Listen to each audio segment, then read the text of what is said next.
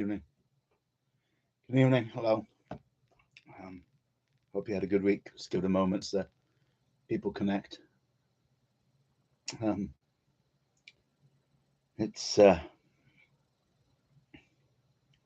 it's been quite a week for those of us who watch the political sphere with all the chaos of the party conferences and the various decisions made, then reversed, then uh, argued for and against, and all the different things that are going on. And as I set up tonight, I want to say something very clearly. This is not about party politics.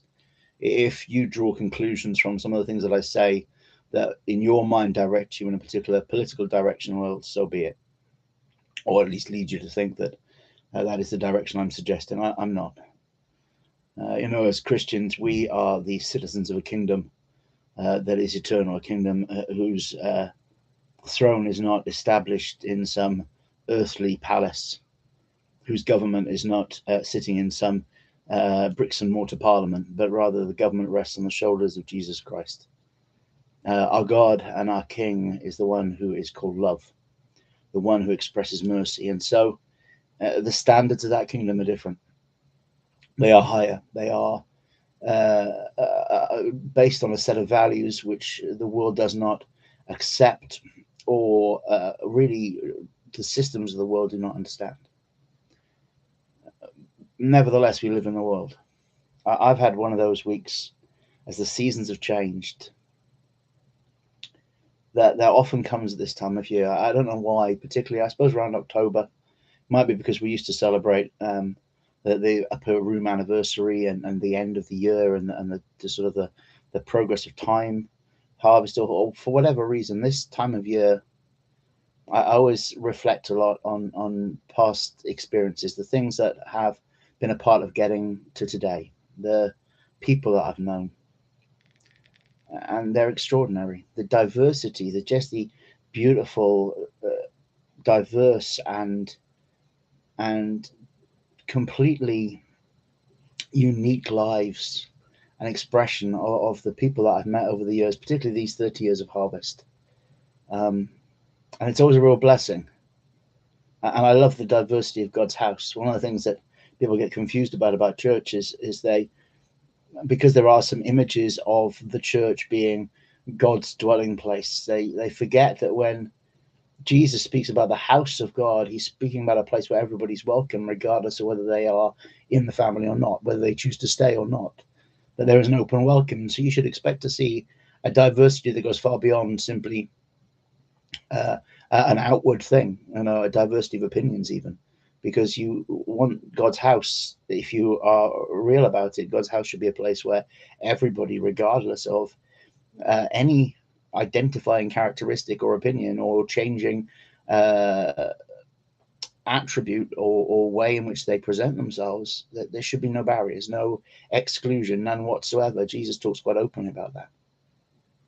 And so over the years, I found myself in the company of some extraordinary people, and people who maybe I met them through the arts program, or I met them through the, the community food program and the like the lunch times and or maybe I've met them through schools work and the college work and some of the stuff I did with foundation year people, and maybe I've met them through the council, lots of different places. I've met people from every walk of life, and a lot of them, in the context in which I met them, you wouldn't have known that those are their walks of life. Research scientists, artists, obviously, doctors, lawyers, authors, foster carers. I've met some people who've cared for literally hundreds of children over the years through decades of serving young people, activists, former terrorists in one case that I can think of, extraordinary, just amazingly talented and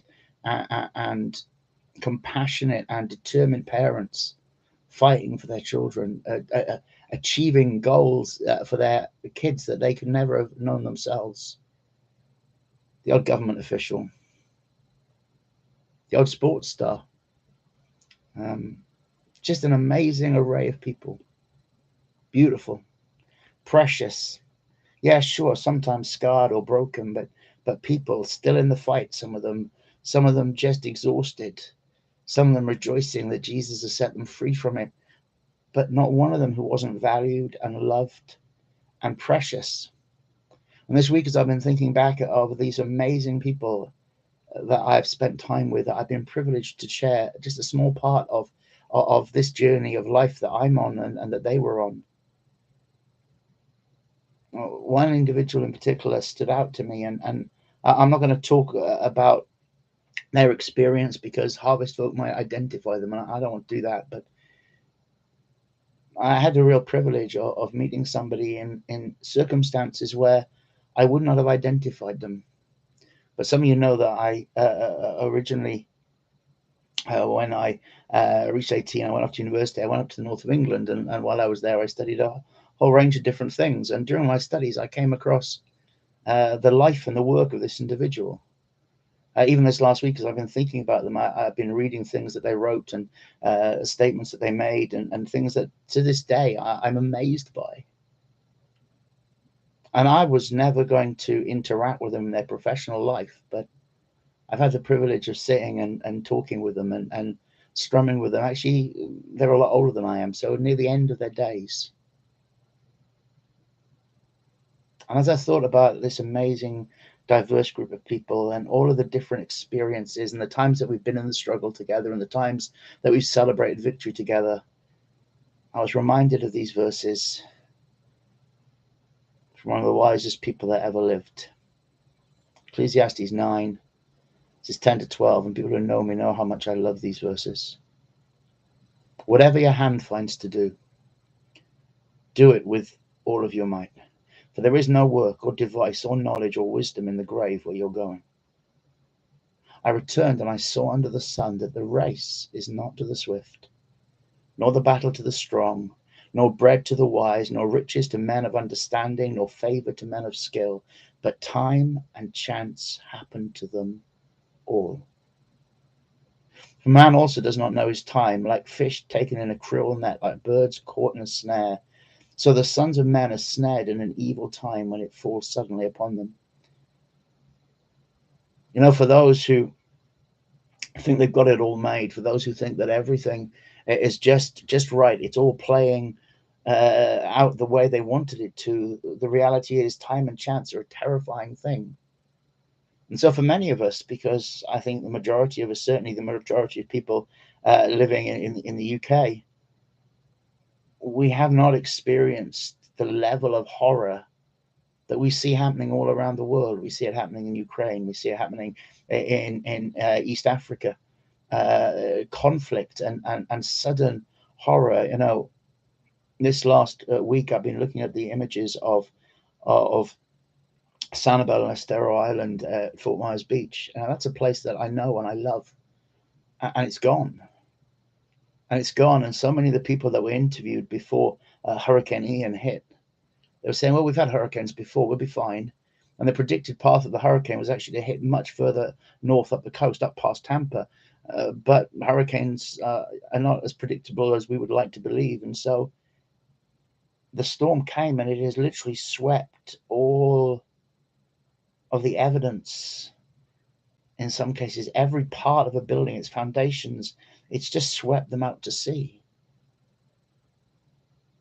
Time and chance happen to us all. And so we might not want to face that. We might not want to look at it. But tonight, if you belong to Jesus, if you are somebody who's in that trust relationship with God, and you look at your life and you say, actually, I am blessed. I am provided for. I haven't suffered the worst consequences of what has gone on in the world around me, that I do have good things. Because time and chance happen to us all, you and I can't take the credit. You know, I'm very, very blessed. I am just provided for, and I prosper in ways that I have no right to expect.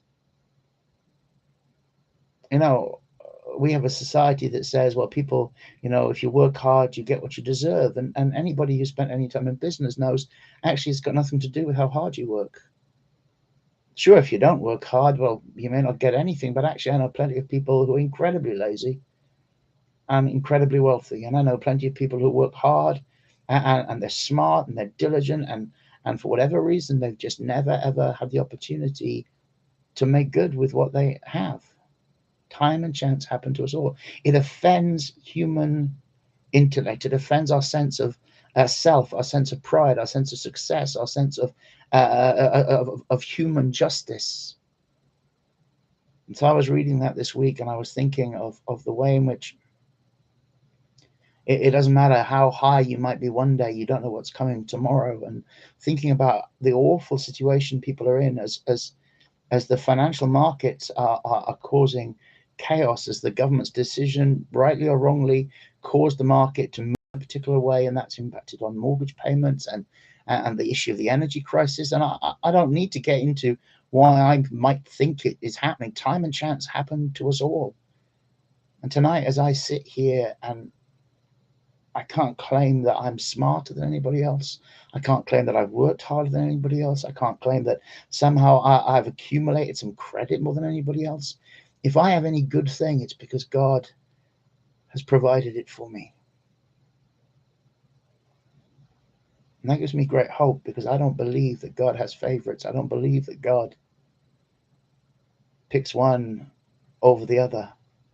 So if it's going well, I can't take the credit. I must be blessed and kept. So I need to be humble. I really need to be humble. One of the things that's been really upsetting, listening to the response of people to whether you call it a mistake or you think it was intent, whatever you think about it, the response in the media has been so arrogant. And it's easy sometimes when somebody does something stupid or foolish and the consequences seem severe. And we see that in our society all the time. We want to treat people as though, well, some people, they're deserving. They did everything right and it turned out badly. But there are some people, look what they did to themselves. I want to be humble, because time and chance happens to us all. I might be riding high today. I do not know what tomorrow will bring. And when Jesus speaks about the life that we're going to lead, he says, in this world you will have trouble. He goes on and says, fear not, I have overcome the world. So there is a way through it. There is victory in it. There's protection in it. But life is going to come around. It's going to happen. Circumstances will change. I can't rest on those things. And so I need to be humble.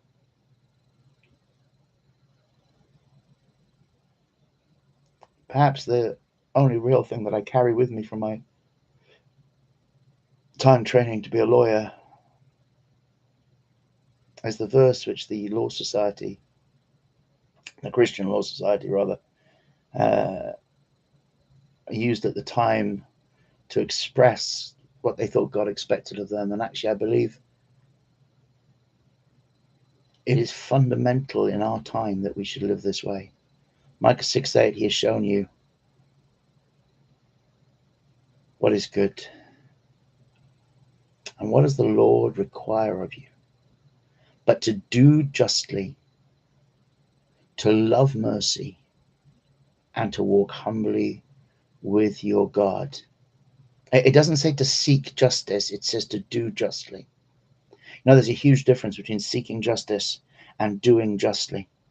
See, doing justly is about me being fair, me being righteous, me being good, me being the one who obeys God's law and commands, me being the one that listens to his voice and responds to it.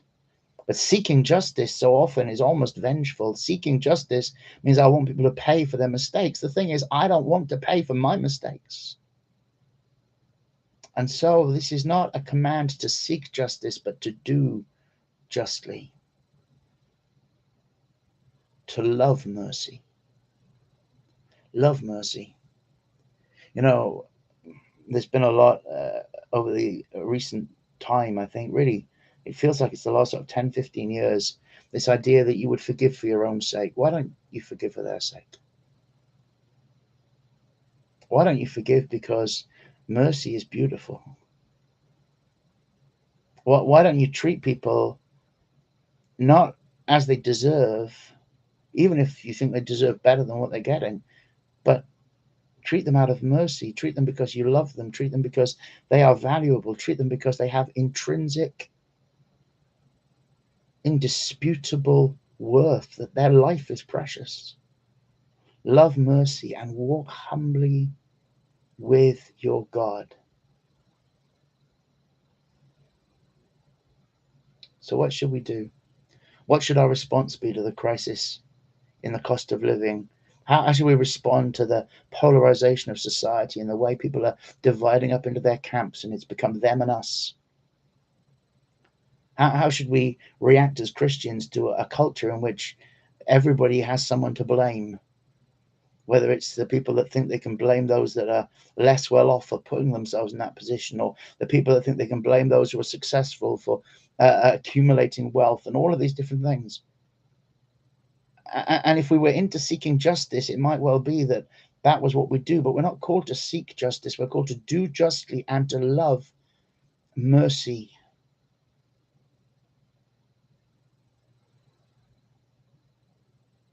When Job is discussing why he finds himself in the situation he's in, and his friends are trying to tell him that he must have offended God, that he should just curse God and die, he begins to make his case. And so he lists a huge range of things. He says, well, if I'd done that, I should be under the wrath of God. If I'd done that, well, no, I should do that. But I so feared God and was in such awe of his majesty that I dared not do those things. I've never done that because I understand what an offense it would be to a holy, righteous, implacable God. In Job 31, verse 16, he starts to speak about the way in which he treated those around him when he was in a position of wealth and comfort.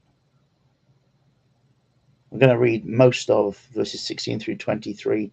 There's a couple of bits where he sort of puts them in brackets, and we'll take them out just to make the main points he's making. But you can read it yourself. Job 31, 16 to 23. In fact, I'd recommend you read the whole of the chapter. It's extraordinary. Verse 16, if I have denied the desires of the poor. It doesn't say if I've denied the basic needs, if I've denied the bare survival requirements. It's not if I've denied the desires of the poor, or let the eyes of the widow grow weary. If I have kept my bread to myself, not sharing it with the fatherless. If I have seen anyone perish for lack of clothing, or the needy without garments, and their hearts could not bless me for warming them with the fleece of my sheep. If I have raised my hand against the fatherless, knowing that I had influence with the court, then let my arm fall from its shoulder and be broken off at the joint. For I feared destruction from God, and for fear of his splendor, I could not do such things. Look at that list. If I had denied the desires of the poor. So often we hear today, well, why do they have this? Why do they want that? Why do they live this way? Mercy doesn't say, are they being reasonable? Mercy doesn't say, are they? It says, if I have and you don't, I can bless you. And you see, if we're walking humbly with God, if we're living in dependency and faith and trust, my supply is not my own. I didn't accomplish this provision that I have. I didn't achieve it because time and chance would have swept me any way they could have. And maybe time and chance would have seen me wealthy for a season, or maybe time and chance would have seen me destitute. Maybe time and chance would have seen me healthier than I have been, or maybe time and chance have seen me with the illness that I have. All of those things, they're just time and chance. It's just circumstances washing over us as the earth spins on in space. But God is my shield and my defense. He's my provider. He's my supply. So when I see a need, if I measure it according to my ability to meet the need and continue to sustain myself to a standard that I consider to be acceptable, then I will often deny those that are in need. But Job says, if I had denied the desires of the poor, he goes on, he says, if I've kept my bread to myself, if I was making sure that I had enough and there were those out there who didn't, if I've seen anyone perish for lack of clothing or the needy without garments, We live in a society where the rhetoric against those who are refugees or asylum seekers, those who are just moving in hope of a better life, leaving war zones, leaving impoverished countries, leaving places with oppressive governments, maybe simply leaving places where they are not considered to be welcome.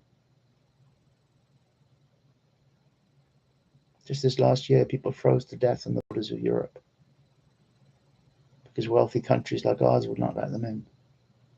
It's not a political point, it's a righteous one.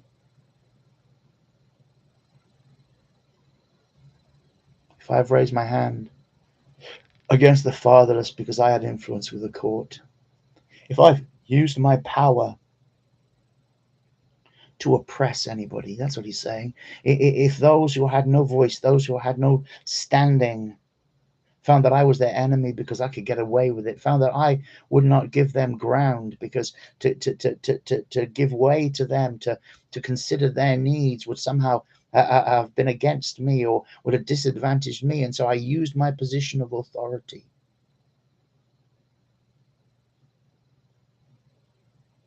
I sometimes wonder if those were so offended by people wanting to come and live out part of their lives in this place that for some reason we call our country. It's just a lump of rock, will be gone soon.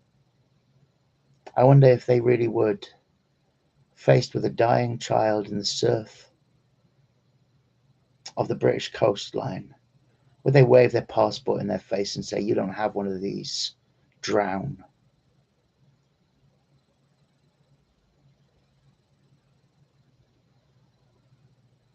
Job says, I couldn't do any of it. I couldn't do that. And he doesn't say I couldn't do it because I was too soft-hearted. He doesn't say I couldn't do it because I was somehow better than you. No, he says I couldn't do it because I dreaded destruction that comes from God, and for fear of his splendor, I could not do such things. When I think about the amazing diversity of the people that I've met through Harvest over the years and the extraordinary privilege of sharing life with them, what I realize more than anything else is that there's no way I could have anticipated we would all find ourselves in a small community in the middle of Somerset. There's no way that I could have predicted that. I wouldn't even have predicted that I would be there if you'd asked me 20 years ago. And so in this season in which I find myself, and this season in which you find yourselves, the question is this: are we going to accept the reality that we are dependent upon God? It's not a hard thing, actually, to rely on someone who loves you totally, who gave his life for the opportunity that you might come into friendship and relationship with him. Are we going to be humble and say, do you know what? If I have a good thing, God gave it to me. So why should I not share it with others? Because my supply is not dependent on what I can hoard or what I can do with it. Are we going to be those who love mercy? Who love mercy? Sometimes when politicians do things, it's easy to get angry with them. Anger is always an easy response. And you know what? Sometimes anger is not necessarily a wrong or an incorrect response. But being vengeful is absolutely the wrong response. Othering somebody because of the choices they've made is absolutely the wrong response. The only godly response, the only response that doesn't just foster hatred and division and more hurt and harm, is the response of mercy. And if you are somebody who passionately loves justice, then the challenge to you is not to seek justice, but to do justly.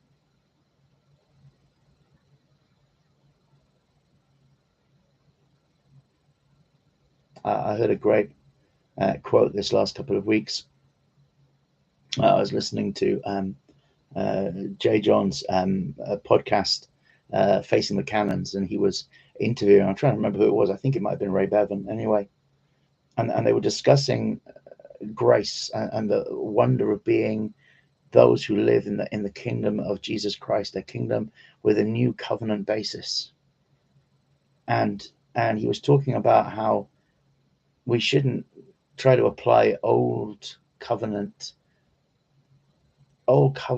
experience can teach us things, but it is not what we're meant to be living in, because we live in the kingdom of Jesus. We live in the new covenant. We live in the day of grace. We live at a time where he has dealt with our unrighteousness. We have to understand that. And so there are things that are fulfilled when we first come to Christ that are transformed and changed by his presence and his spirit in our lives. When things are going wrong, when people do things that we don't approve of, when society seems to be taking a turn that somehow we're uncomfortable with, religion drives us back into the wrath and the vengeance that religion perceives is there in the Old Testament, the Old Covenant, when actually it is just eternal justice meted out visibly in time. But whilst we are called to do justly, we are called to love mercy. That was always God's intention, and now mercy has triumphed over the person of Jesus Christ.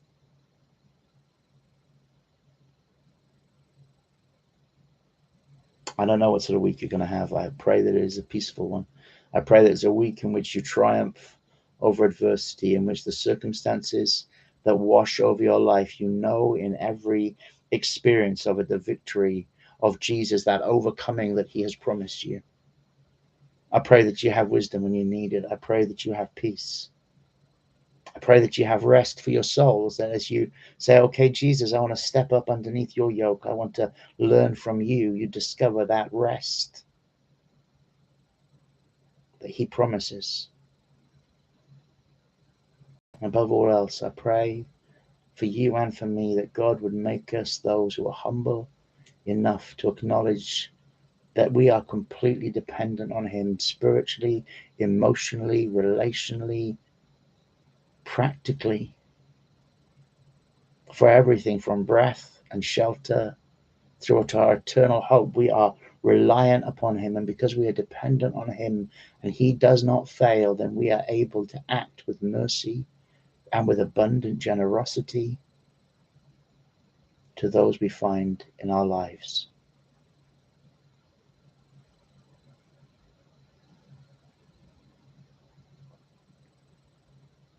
It's no good waiting for someone else to meet the need if we won't meet it ourselves. It's no good expecting the world systems or the politicians or the society or companies or billionaires or whoever it is to address the needs. If we are the people of Almighty God, if we are the people who, as Jesus promises, can ask anything in his name, if we are the people who can go to the Father for supply to meet every need, if we are those who seek the kingdom first and know that our Heavenly Father knows what we need, so has got it covered, then we should also be those who are able, in the lives of those God has placed us alongside, to minister out of his resources, out of his supply, and out of his life. God bless you. Have a fantastic week. God willing, we'll see you next Sunday. Don't forget, you can get in touch with us using the details that appear below these videos. We're always thrilled to hear from you. And we're always ready to pray if you want us to pray. I know I say this from time to time, but asking for prayer is not about coming and confessing, telling somebody all the problems and all the issues. It can be as simple as saying, pray for me. And wherever God can speak to you and God can meet your need where you are. God bless.